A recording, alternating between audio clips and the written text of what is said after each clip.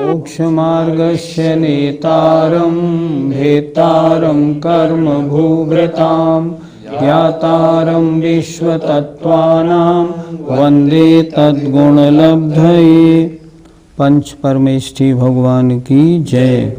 संत शिरोमणि आचार्य विद्यासागर जी महाराज की जय। पिछली पाठशाला में मोहिनी कर्म के दर्शन मोहिनी और चारित्र मोहिनी दो भेद और उनके बारे में चर्चा हुई थी। दो चर्चाएं हुई थी। हम अपने मिथ्यात्व को दूर करें, दूसरी बात अनंतानुबंधी कषाय को तोड़ें। हमें आशा है आपने अपने जीवन में जो सुना था पिछली पाठशाला में उसमें से कुछ न कुछ स्वीकार किया होगा और मोहिनी कर्म को परास्त करने की कुछ योजना बनाई होगी। आइए अब पांचवा कर्म है आयु कर्म, उसके भेदों पर दृष्टि डालते हैं। नारक तैर्यग्योन मानुष दैवानि। नारक तैर्यग्योन मानुष दैवानि। बोलिए नारक तैर्यग्योन मानुष दैवानि। आयु कर्म के चार भेद हैं, नरकायु, त्रियग आयु, मनुष्यायु और देवायु। ये आयु कर्म की परिभाषा क्या है? जो एक पर्याय में निश्चित समय तक रोके रखे उसे कहते हैं आयु कर्म। अर्थात नारकी का शरीर मिला तो नारकी के शरीर में जो आयु जो निश्चित समय तक इस आत्मा को रोके रखे वह नरकायु नाम कर्म है। जो त्र्यंच के शरीर में निश्चित समय तक आत्मा को रोके रखता है त्र्यग आयु नाम कर्म है। जो मनुष्य के शरीर में निश्चित समय तक आत्मा को रोके रखता है वो मनुष्यायु कर्म है और जो देव के शरीर में निश्चित समय तक आत्मा को रोके रखे वह देवायु नाम का कर्म है। इस तरह आयु कर्म के चार भेद हैं। आयु कर्म के बाद अब नाम कर्म की चर्चा करते हैं। सूत्र बड़ा है, ध्यान से देखेंगे और इस सूत्र को समझना है ना, तो जब आपके हाथ में पुस्तक नहीं होगी तो समझ में नहीं आएगा। हाथ सामने पुस्तक लेके बैठें तब समझें। सूत्र देखें।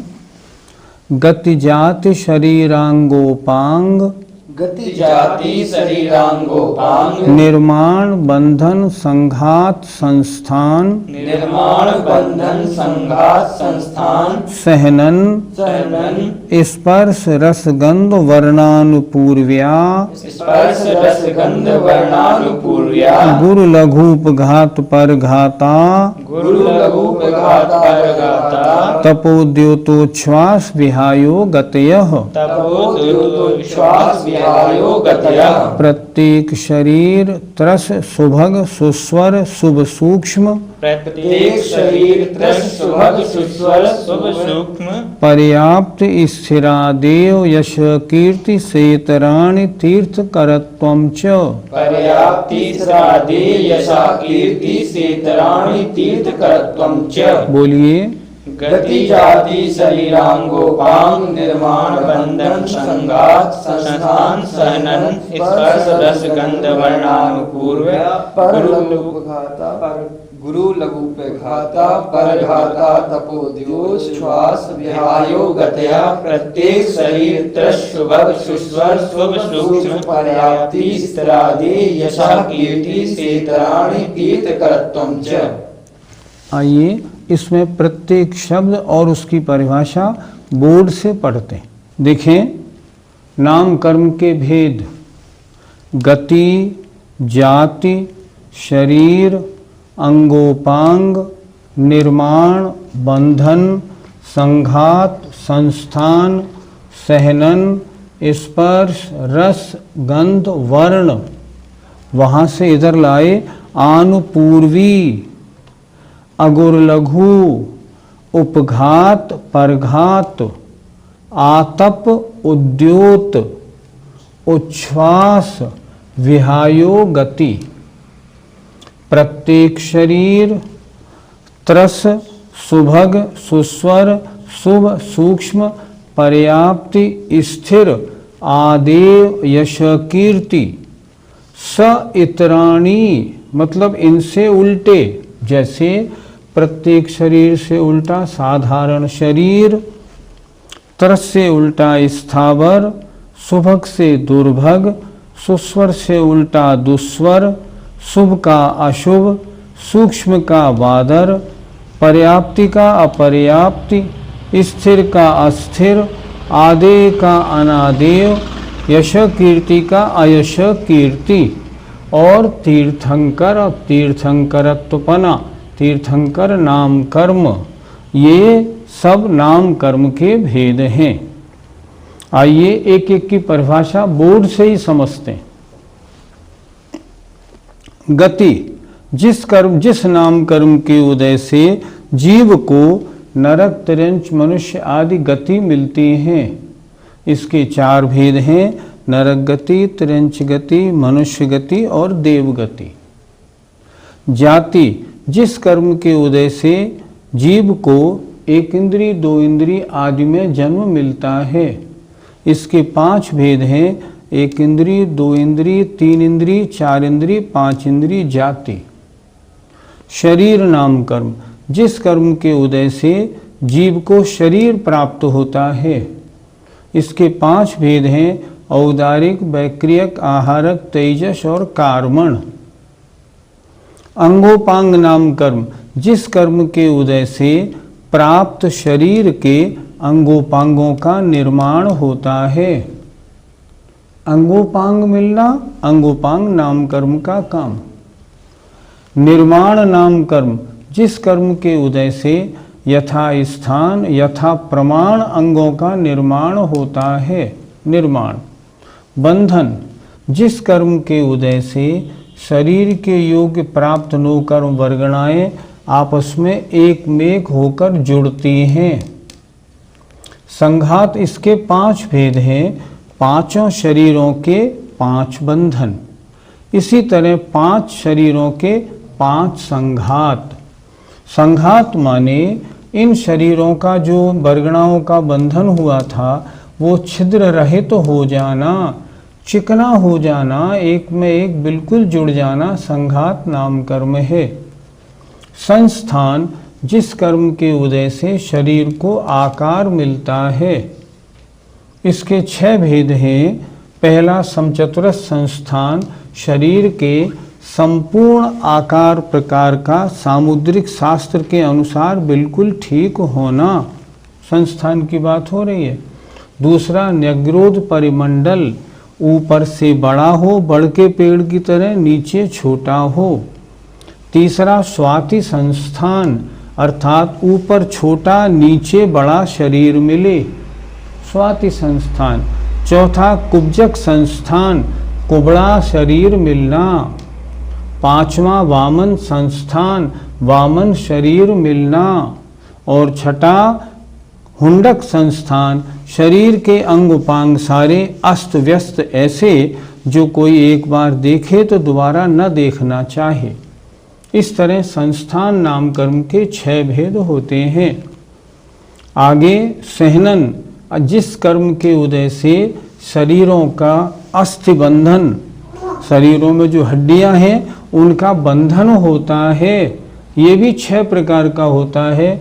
वज्र वृषभ नाराज, अर्थात हड्डियां, कीले और जो हड्डियों के ऊपर वेष्टन है वज्र का होना। दूसरा वज्र नाराज, अर्थात कीले और हड्डियां वज्र की हो, वेष्टन ना हो। तीसरा नाराज, जिसके हिसाब से कीले हों हड्डियों में। अर्धनाराज, हड्डियां अर्ध कीलित हों। पांचवा कीलक सहनन, जिस सहनन के उदय से हड्डियां आपस में खांचों में बंधी हुई हों। और एक असंप्राप्ता श्रीपाटिका, जिस कर्म के उदय से शरीर में जो हड्डियां हैं वो नसों से बंधी हुई हों। 6 प्रकार का सहनन, 8 प्रकार का स्पर्श, 5 प्रकार का रस, 2 प्रकार की गंध और 8 प्रकार का वर्ण, ये 20 भेद। अर्थात जिस नाम कर्म के उदय से तरह तरह का स्पर्श, रस, गंध और वर्ण मिले। जैसे मान लो नींबू है, नींबू का गंध कैसी है, गंध नाम कर्म से। उसका रंग कैसा है, पीला, वर्ण नाम कर्म से। रस कैसा है, खट्टा, रस नाम कर्म से। स्पर्श कैसा है, कड़ा, स्पर्श नाम कर्म के उदय से। ऐसे इन 4 के नाम कर्म के उदय से शरीर उस तरह का बनता है। गन्ने में जो मीठापन है वो मीठे रस नाम कर्म के उदय के कारण है, ऐसा समझना चाहिए। आन पूर्वी, जिस कर्म के उदय से एक शरीर को छोड़कर आत्मा जब अगला शरीर लेने के लिए जाए तब रास्ते में पूर्व शरीर के अनुसार आकार रहे। अगुर लघु नाम कर्म, जिस कर्म के उदय से शरीर न बहुत भारी हो न रुई की तरह हल्का हो जो उड़ जाए। यही नाम कर्म ऐसा है जिसके कारण हम पानी में तैर सकते हैं या जंप ले सकते हैं। अगुर लघु नाम कर्म। उपघात नाम कर्म, जिस नाम कर्म के उदय से अपना शरीर ही अपने मरण में कारण बने, जैसे मोटी तोंद आदि का बनना, या जैसे कस्तूरी आदि के अपने शरीर के नाभि में कस्तूरी आदि होना, जो अपना शरीर ही अपनी मृत्यु में कारण बने। परघात नाम कर्म, जिस कर्म के उदय से ऐसे अंगोपांग मिले जिससे अपना बचाव और अन्य का घात हो सके, जैसे गाय आदि के सींग वगैरह। आतप नाम कर्म, जिस कर्म के उदय से मूल ठंडा हो और प्रकाश गर्म हो। इसका उदय जो है वो सूर्य में जो एक इंद्रिय जीव होते हैं पृथ्वी कायक, उनके होता है। उद्योत नाम कर्म, जिस नाम कर्म के उदय से ठंडा प्रकाश हो अथवा शरीर में चमक वाला हो, इसका उदय त्रियंचों में होता है। उच्छ्वास नाम कर्म, जिस कर्म के उदय से श्वासोच्छ्वास करने के योग्य शरीर का निर्माण हो, आदमी श्वासोच्छ्वास वह जीव ले सके। विहायो गति, जिस कर्म के उदय से आकाश में गमन करने की योग्यता प्राप्त हो। 2 प्रकार की होती है विहायो गति, प्रशस्त चाल अच्छी होना, अप्रशस्त विहायो गति चाल अच्छी नहीं होना। प्रत्येक शरीर, जिस कर्म के उदय से जीव एक शरीर का एक स्वामी हो। उल्टा साधारण शरीर, जिस एक शरीर के अनंत जीव स्वामी हो। तरस नाम कर्म, जिस कर्म के उदय से तरस पर्याय मिले। स्थावर नाम कर्म, जिस कर्म के उदय से जलकायक आदि में जन्म हो। सुभग, जिस कर्म के उदय से अंगोपांग लोगों को प्रिय हो, मतलब लोकप्रिय हो। और दुर्भग माने अंगोपांग अच्छे होने पर भी लोग पसंद ना करें। सुस्वर, जिस कर्म के उदय से स्वर अच्छा हो, कर्ण प्रिय हो। और दुस्वर, जिस कर्म के उदय से कर्ण प्रिय स्वर ना हो।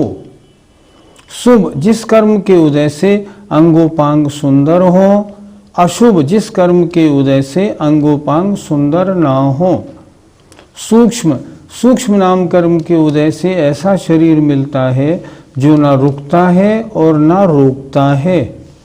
बादर नाम कर्म के उदय से जो इससे उल्टा है, ऐसा शरीर मिलता है जो रुकता भी है और रोकता भी है।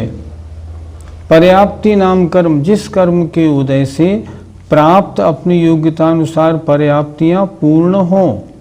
अपर्याप्त नाम कर्म, जिस कर्म के उदय से पर्याप्ति पूर्ण ना हो। जिस कर्म के उदय से रस रक्त आदि स्थिर हो उपवास आदि करने पर भी शरीर की क्षमता गड़बड़ ना हो। अस्थिर नाम कर्म जिस कर्म के उदय से रस आदि ढंग से ना बने। आदेय जिस कर्म के उदय से शरीर प्रकाश युक्त हो, पर्सनैलिटी व्यक्तित्व बने। अनादेय जिस कर्म के उदय से व्यक्तित्व पर्सनैलिटी ना बने। यशो कीर्ति जिस कर्म के उदय से गुणों का यश फैले। अयशो कीर्ति जिस कर्म के उदय से गुणों का यश ना फैले। और तीर्थंकर नाम कर्म जिस कर्म के उदय से पंच कल्याण रूप देव और इंद्रों के द्वारा पूजा या महिमा प्राप्त हो, ऐसा तीर्थंकर नाम कर्म है। ये सब नाम कर्म का परिवार है। नाम कर्म के उदयानुसार हमें सारी व्यवस्था मिलती है।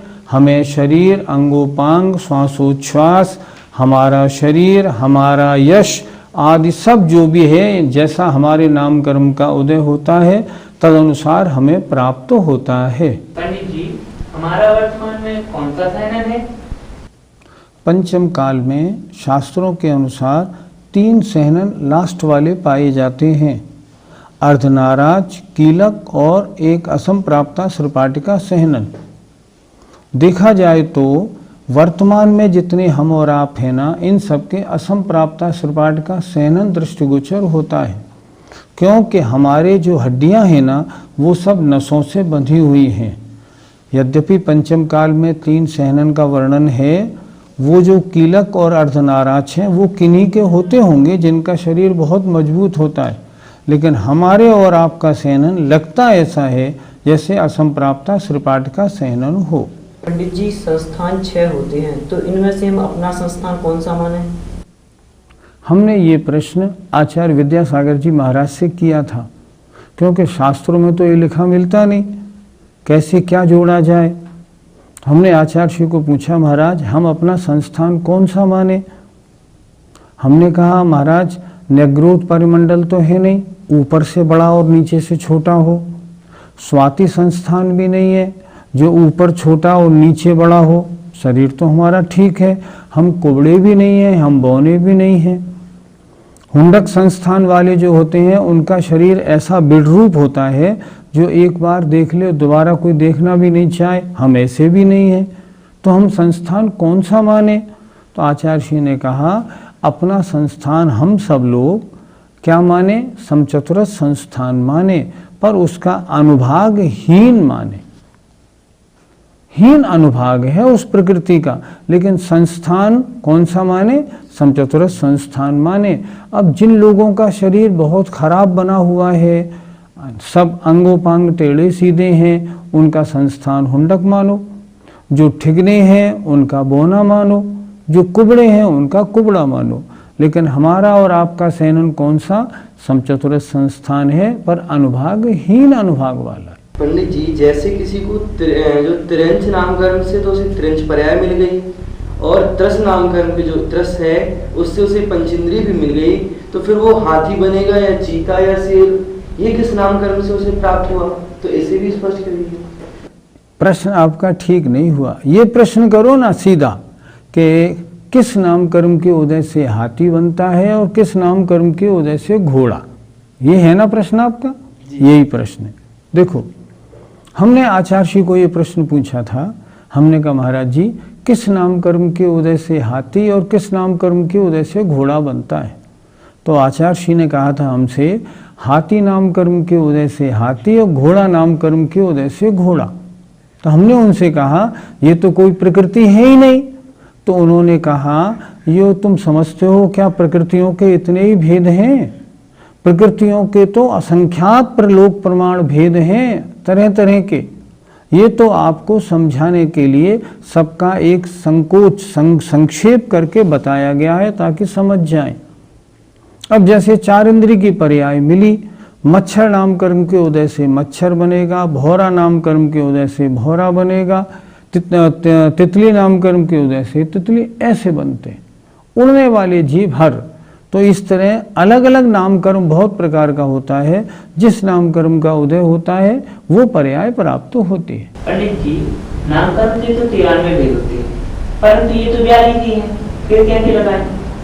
हाँ, ये नामकर्म की ये पिंड प्रकृतियां हैं। पिंड प्रकृति कहते हैं अभेद रूप से।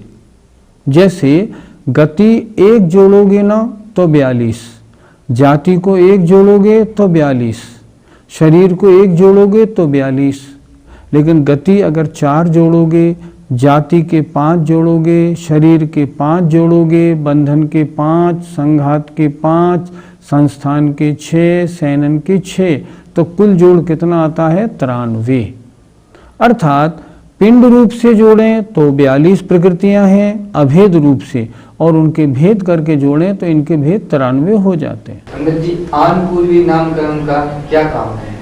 आनपूर्वी नामकर्म का ये काम है कि यदि कोई कोई आत्मा हाथी की पर्याय में हो और मरने के बाद अगर देव पर्याय प्राप्त करने जाए, तो रास्ते में उसके आत्म प्रदेशों का, उस आत्मा के प्रदेशों का आकार हाथीवत बनाए रखना, ये आनपूर्वी का काम है। आनपूर्वी नामकर्म किसे कहते हैं? जो विग्रह गति में आत्म प्रदेशों का आकार छोड़े हुए शरीर के आकार का बनाए रखे, उसे कहते हैं आनपूर्वी नामकर्म। देखो, इसके 4 भेद हैं। अगर वो जीव त्रिंच गति में जा रहा है तो त्रिंच गत्यानुपूर्वी, देवगति में जा रहा है तो देवगत्यानुपूर्वी, जिस गति में जाता है उस गत्यानुपूर्वी उसका भेद हो जाता है। पंडित जी, सूत्र में शेतराणी शब्द का संबंध कहाँ से जोड़ें? हाँ, विहायो गति के बाद से जोड़ो। प्रत्येक शरीर त्रस, सुभग, सुस्वर, शुभ, सूक्ष्म, पर्याप्त, स्थिर, आदेय, यश, कीर्ति, इन सब में आप इन सब का उल्टा जोड़ो। शेतराणी शब्द इन सब पे लागू होता है, अर्थात प्रत्येक शरीर से शेतराणी जोड़ना चाहिए। शरीर नामकरण के आपने 5 भेद बताए और अंगोपांग नामकरण के 3 भेद बताए, ऐसा क्यों? ऐसा इसलिए क्योंकि औदारिक, वैक्रियक और हारक इन 3 शरीरों के अंगोपांग होते हैं। तेजस और कार्बन शरीर के अंगोपांग नहीं होते, इसलिए। और भी जैसे सोचें, किसी को देव पर्याय मिली है या नरक पर्याय मिली है, तो देव और नरक पर्याय में सहनन नामकर्म का उदय नहीं होता, क्योंकि उनके शरीर में हड्डियां नहीं होती, तो हड्डियों के बंधन भी नहीं होते। इसलिए सहनन नामकर्म का उदय नारकी और देवों में नहीं होता, संस्थान नामकर्म का उदय होता है। विहायोगति का अर्थ होता है आकाश में गमन करना, पर हम तो आकाश में गमन करते नहीं, तो फिर विहायोगति को हम विहायोगति का उदय कैसे माने? आप चलते हैं ना, तो आकाश में ही तो चलते हैं, ये आकाश ही तो है।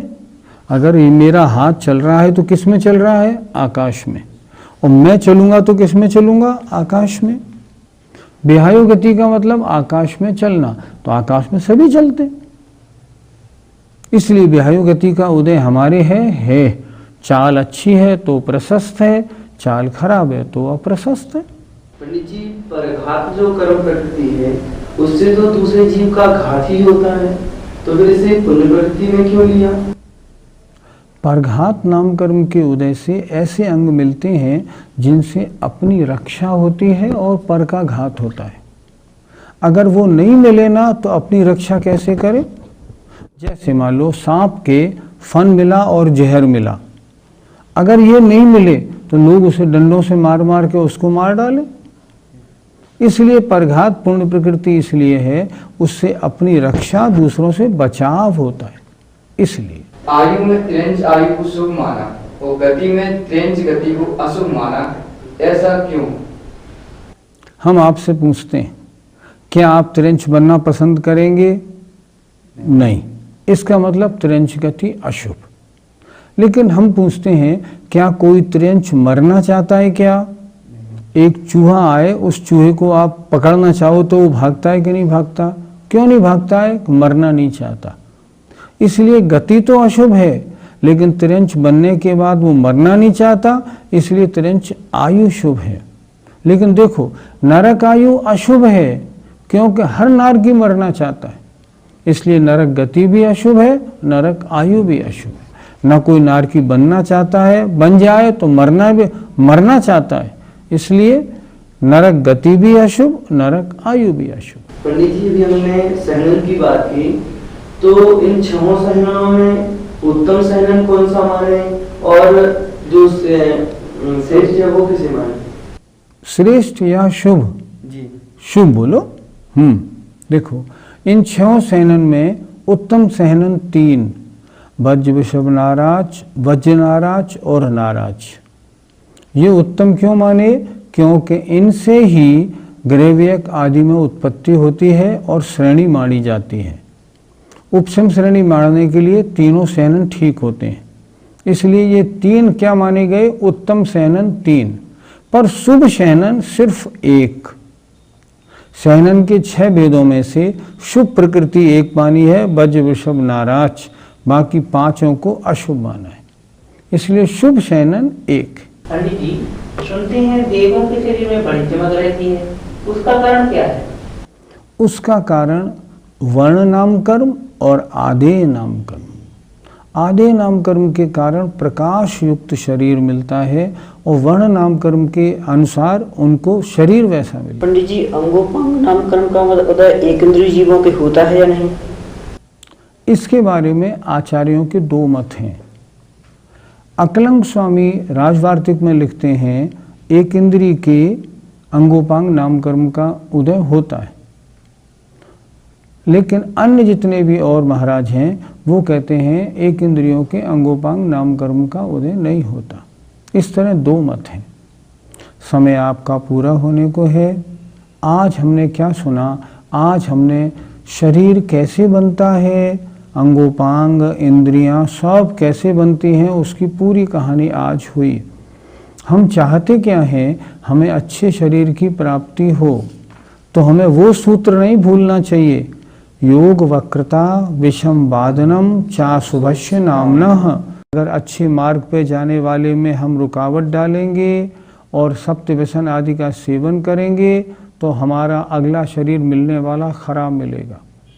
और अगर इससे उल्टे चलेंगे, अर्थात मन वचन काया को सरल रखेंगे, हम अच्छे मार्ग पर नहीं लगने वालों को अच्छे मार्ग पर लगाएंगे, अच्छे मार्ग पर चलने वालों की अनुमोदना करेंगे, देव पूजा, गुरुपास्ति आदि षट कर्मों का पालन करेंगे, तो अगली जो भी पर्याय मिलेगी उसमें हमें शरीर सुखदायी मिलेगा, सुंदर मिलेगा और अच्छा मिलेगा। हमारे साथ एक बड़ी विकृति है, हम चाहते तो अच्छा हैं पर करना नहीं चाहते अच्छा, तो ऐसा कैसे होगा? कहते हैं ना, बोए पेड़ बबूल का तो आम कहाँ से खाए। जैसा हम करेंगे वैसा हम पाएंगे। शास्त्र पढ़ने का लाभ यही है कि उन शास्त्रों को पढ़ के और उसके अनुसार हम अपना आचरण भी बनाएं।